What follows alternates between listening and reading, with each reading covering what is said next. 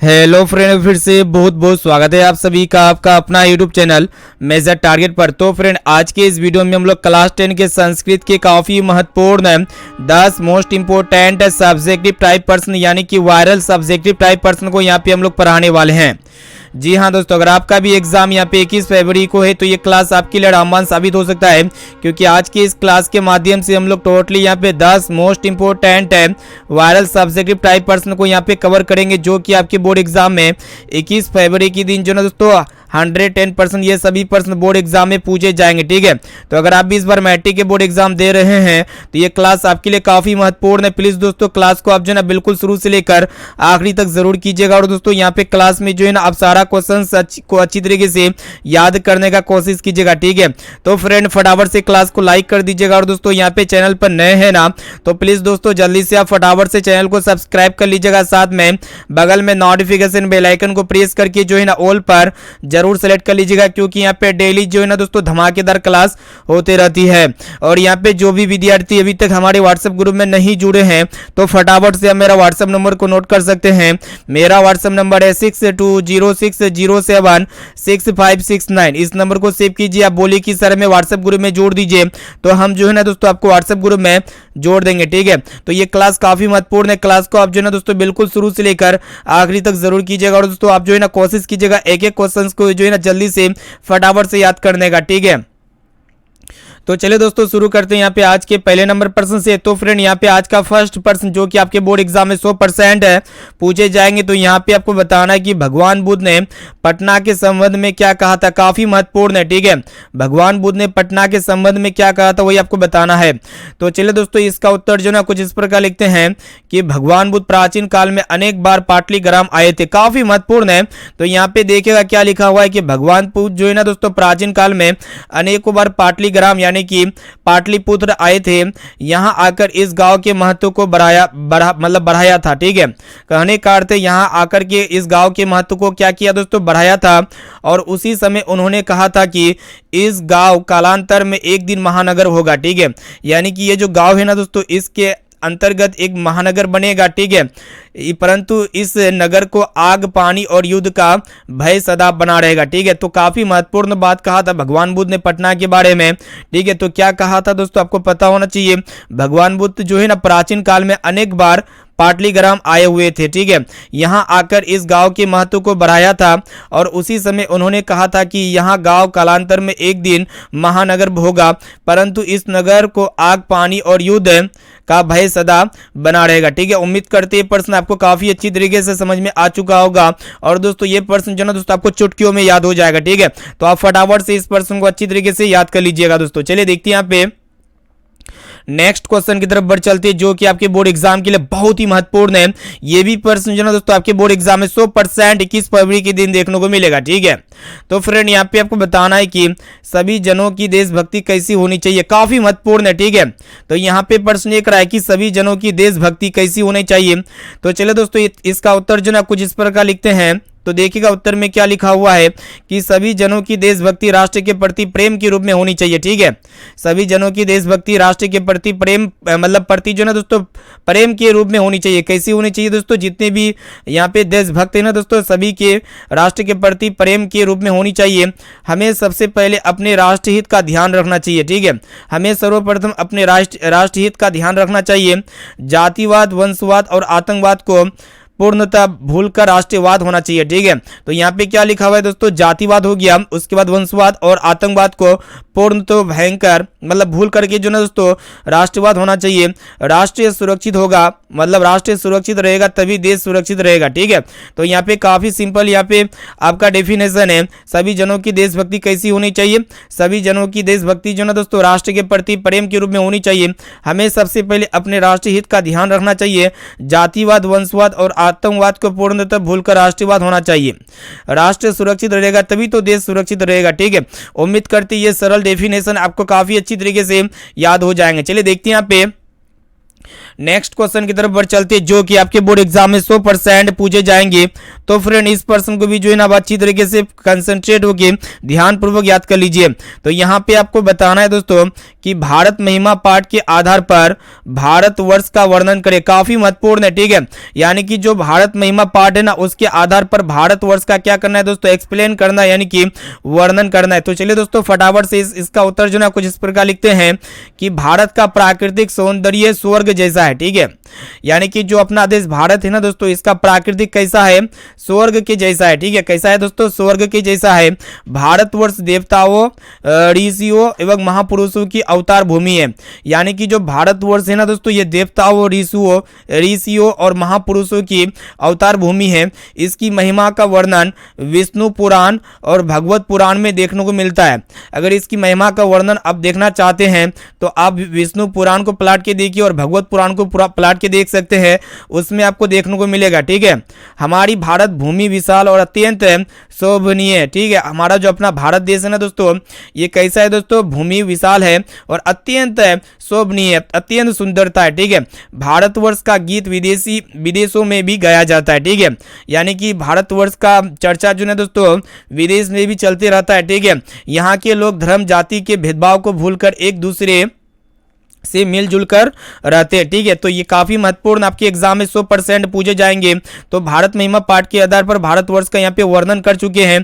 तो सबसे पहले यहाँ पे आपको लिखना पड़ेगा कि भारत का प्राकृतिक सौंदर्य स्वर्ग जैसा है। भारतवर्ष देवताओं, ऋषियों एवं महापुरुषों की अवतार भूमि है। इसकी महिमा का वर्णन विष्णु पुराण, भगवत पुराण में देखने को मिलेगा, ठीक है। हमारी भारत भूमि विशाल और अत्यंत शोभनीय। भारतवर्ष का गीत विदेश में भी गाया जाता है। यहाँ के लोग धर्म की जाति के भेदभाव को भूलकर एक दूसरे से मिलकर रहते हैं, ठीक है। उम्मीद करते हैं ये भी प्रश्न आपको काफी अच्छी तरीके से समझ में आ चुका होगा और 100% आपको याद भी हो जाएंगे, ठीक है। चलिए देखते हैं यहाँ पे नेक्स्ट क्वेश्चन की तरफ बढ़ चलते हैं, जो कि आपके बोर्ड एग्जाम के लिए मोस्ट इंपोर्टेंट है। तो फ्रेंड यहाँ पे आपको बताना है कि देवता लोग किस देश का गुणगान करते हैं और क्यों, ठीक है। काफी महत्वपूर्ण है। देवता लोग जो है ना दोस्तों किस देश का गुणगान करते हैं, यानी कि गीत गाते हैं और क्यों, वही आपको बताना है। तो चलिए दोस्तों यहाँ पे उत्तर में लिखते हैं कि देवता लोग जो है ना भारत का गुणगान करते हैं। किसका करते हैं दोस्तों, अपना भारत का गुणगान करते हैं, क्योंकि भारतीय भूमि स्वर्ग और मोक्ष प्राप्त करने का साधन है। अपना जो भारत भूमि है दोस्तों, भारतीय भूमि स्वर्ग और यहाँ पे मोक्ष प्राप्त करने का साधन है, ठीक है। मनुष्य भारत भूमि पर जन्म लेकर भगवान हरि की सेवा के योग बन जाते, ठीक है। यानी कि जो भी मनुष्य भारत भूमि में जन्म लेते हैं तो वह भगवान हरि की सेवा योग बन जाते, ठीक है। उम्मीद करते हैं ये भी आपको काफी अच्छी तरीके से याद हो जाएंगे। तो यहाँ पे देखिएगा दोस्तों, देवता लोग किस देश का गुणगान करते हैं और क्यों करते हैं। तो फ्रेंड यहाँ पे देखिएगा जो देवता लोग है ना भारत का गुणगान करते हैं, क्योंकि भारतीय भूमि स्वर्ग और मोक्ष प्राप्त करने का साधन है। मनुष्य भारत भूमि पर जन्म लेकर भगवान हरि की सेवा योग बन जाते हैं, ठीक है। तो उम्मीद करते हैं भी प्रश्न आपको काफी अच्छी तरीके से चुटकियों में याद हो जाएंगे। तो फटाफट से एक एक क्वेश्चन का यहाँ पे स्क्रीनशॉट भी ले सकते हैं, ठीक है। अब चलिए फ्रेंड देखते हैं यहाँ पे नेक्स्ट क्वेश्चन की तरफ बढ़ चलते हैं, जो कि आपके बोर्ड एग्जाम के लिए बहुत ही महत्वपूर्ण है, मोस्ट इंपोर्टेंट है, ठीक है। और दोस्तों इस तरह के प्रश्न आपके बोर्ड एग्जाम में गत वर्ष में प्रत्येक वर्ष आते हैं मतलब आते हैं। तो आप जो है ना दोस्तों इसको भी आप अच्छी तरीके से कंसंट्रेट होके बढ़िया तरह से याद कर लीजिएगा। तो यहाँ पे आपको बताना है कि भीखनटोला गांव कैसा है, यानी कि भीखनटोला जो कैसा गांव था वही आपको बताना है, ठीक है। तो भीखनटोला कैसा गांव था दोस्तों, वही आपको बताना है। तो चलिए दोस्तों यहाँ पे उत्तर में लिखते हैं कि भीखनटोला बिहार प्रांत का एक दुर्गमीय गांव था, ठीक है। यानी कि जो भीखनटोला है दोस्तों, ये बिहार राज्य का एक ऐसा गाँव है दोस्तों, दुर्गमीय गाँव था, ठीक है। यहाँ के लोग प्राय निर्धन और अशिक्षित थे, ठीक है। यहाँ के लोग प्राय कैसे थे दोस्तों, निर्धन थे और अशिक्षित थे, यानी कि अनपढ़ थे। पहले प्राचीन के बारे में यह चर्चा हो रहा है। यहाँ के लोग कष्टमय जीवन बिताते थे। कुछ लोग तो अत्यंत गरीब थे, जो गांव के बाहर टूटी कुटियों में रहते थे। जो गांव के बाहर कैसा रहते थे दोस्तों, टूटा हुआ जो कुटिया होता है उसमें रहते थे, ठीक है। भीखनटोला गांव से लगभग 1 कोस की दूरी पर एक प्राथमिक विद्यालय भी था, ठीक है। तो यहाँ पे भीखनटोला गांव का चर्चा हो गया। तो यहाँ पे कैसा था दोस्तों भीखनटोला गांव, तो यहाँ पे देखिएगा भीखनटोला गांव बिहार प्रांत का एक दुर्गमीय गांव था। यहाँ के लोग प्राय निर्धन और अशिक्षित थे। यहाँ के लोग कष्टमय जीवन बिताते थे। कुछ लोग तो अत्यंत गरीब थे, जो गांव के बाहर टूटी कुटियों में रहते थे। बीकनटला गांव से लगभग एक कोस की दूरी पर क्या था दोस्तों, प्राथमिक विद्यालय था। ठीक है, उम्मीद करते हैं ये भी प्रश्न आपको काफी अच्छी तरीके से चुटकियों में याद हो जाएंगे। इसको अब अच्छी तरीके से याद कर लीजिए और इसका स्क्रीनशॉट भी ले सकते हैं। ठीक है, तो बोर्ड एग्जाम में 100% पूछे जाएंगे अच्छी तरीके से याद करते हुए। चलिए फ्रेंड, देखते हैं यहाँ पे नेक्स्ट क्वेश्चन की तरफ बढ़ चलते हैं, जो कि आपके बोर्ड एग्जाम के लिए बहुत ही महत्वपूर्ण है, मोस्ट इंपोर्टेंट है। ठीक है, तो फ्रेंड यहाँ पे आपको बताना है कि पाटलिपुत्र को शिक्षा का प्राचीन केंद्र क्यों माना जाता है, बहुत ही महत्वपूर्ण है। इसको भी आप जो है ना दोस्तों अच्छी तरीके से याद कर लीजिए। जो पाटलिपुत्र है ना दोस्तों, इसको शिक्षा का प्राचीन केंद्र क्यों माना जाता है, ठीक है, पाटलिपुत्र को। तो चलिए दोस्तों, यहाँ पे उत्तर में इसका कुछ इस प्रकार लिखते हैं उत्तर। तो देखिएगा क्या लिखा हुआ है कि राजशेखर द्वारा रचित काव्य मीमांसा से हमें यह जानकारी मिलता है कि पाटलिपुत्र शिक्षा का एक प्राचीन केंद्र था। ठीक है, यानी कि राजशेखर के द्वारा रचित काव्य मीमांसा से हमें क्या जानकारी मिलता है कि पाटलिपुत्र जो ना दोस्तों शिक्षा का प्राचीन केंद्र था। यहाँ के देश विदेश से विद्वान आते थे। ठीक है, यहाँ के देश विदेश से कौन आते थे दोस्तों, विद्वान आते थे, अध्ययन के लिए आते थे। ठीक है, यहाँ के देश विदेश से अध्ययन के लिए विद्वान आते थे और यहाँ संस्कृत के पाणिनि, वरीची जैसे अनेक विद्वान हुए। ठीक है, तो यहाँ पे देखिएगा दोस्तों, संस्कृत के लिए पाणिनि हो गया, वरीची हो गया, जैसे अनेक विद्वान हुए। यहाँ पे देखिएगा क्या लिखा हुआ है कि वरीची और पतंजलि की परीक्षा यहाँ ली गई थी। ठीक है, वरीची और पतंजलि की परीक्षा कहाँ पे ली गई थी दोस्तों, पाटलिपुत्र में ली गई थी ना, इसलिए पाटलिपुत्र को शिक्षा का प्राचीन केंद्र माना जाता है। काफी महत्वपूर्ण प्रश्न आपके बोर्ड एग्जाम में 100% पूछे जाएंगे। ठीक है, तो प्रश्न ये करा था कि पाटलिपुत्र को शिक्षा का प्राचीन केंद्र क्यों कहा जाता है।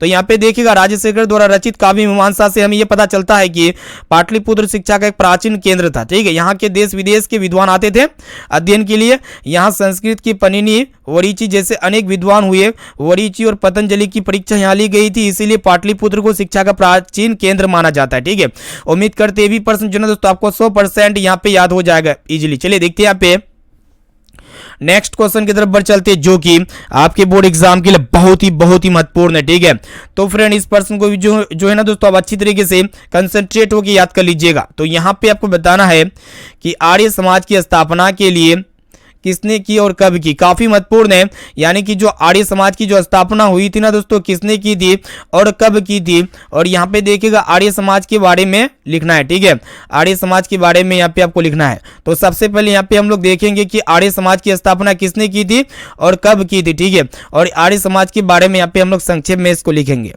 तो चलिए दोस्तों, उत्तर में कुछ इस प्रकार लिखते हैं। सबसे पहले हम लोग क्या जानेंगे कि आर्य समाज की स्थापना किसने की थी। तो यहाँ पे देखिएगा दोस्तों, आर्य समाज की स्थापना स्वामी दयानंद सरस्वती ने की थी। और कब की थी दोस्तों, 1885 ईस्वी में की थी। और कहाँ पे की थी, मुंबई में की थी। ठीक है, इसको भी आप अच्छी तरीके से याद कर लीजिएगा। तो सबसे पहले यहाँ पे आर्य समाज की स्थापना किसने की थी, स्वामी दयानंद सरस्वती ने की थी। और कब की थी, 1885 ईस्वी में की थी। और कहाँ पे की थी दोस्तों, मुंबई नगर में की थी। ठीक है, और यहाँ पे आर्य समाज के बारे में थोड़ा देख लेते। ठीक है, देखिएगा दोस्तों क्या लिखा हुआ है कि आर्य समाज वैदिक धर्म और सत्य के प्रचार पर बल देता है। ठीक है, आर्य समाज जो है दोस्तों वैदिक धर्म और सत्य के प्रचार पर बल देता है। यहाँ संस्था मूर्ति पूजा का विरोधी है। यहाँ का संस्था कैसा है दोस्तों, मूर्ति पूजा का विरोधी है। यह मूर्ति पूजा को नहीं मानते हैं। ठीक है, यानी कि यहाँ पे जो मूर्ति पूजा वगैरह होते हैं दोस्तों, वहाँ पे नहीं मानते, आर्य समाज में नहीं मानते हैं। ठीक है, आर्य समाज ने नवीन शिक्षा पद्धति को अपनाया था। ठीक है, आर्य समाज ने कौन सी शिक्षा को अपनाया था दोस्तों, यहाँ पे देखिएगा नवीन शिक्षा पद्धति को अपनाया था। और डॉक्टर ए.वी. यहाँ पे देखिएगा डॉक्टर ए.वी. नामक विद्यालय की स्थापना भी किया। आर्य समाज ने कौन सी विद्यालय की स्थापना किया था, सॉरी यहाँ पे डी.ए.वी. होगा। ठीक है, डी.ए.वी. नामक विश्वविद्यालय की स्थापना भी किया था, विद्यालय की स्थापना भी किया था।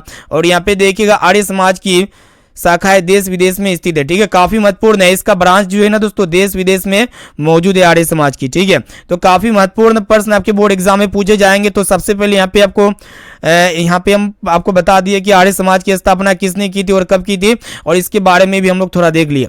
तो सबसे पहले यहाँ पे देखिएगा आर्य समाज की स्थापना किसने की थी, स्वामी दयानंद सरस्वती ने कब की थी, 1885 ईस्वी में। कहाँ पे की थी, मुंबई नगर में की थी। और आर्य समाज जो है दोस्तों वैदिक धर्म और सत्य के प्रचार पर बल देता है।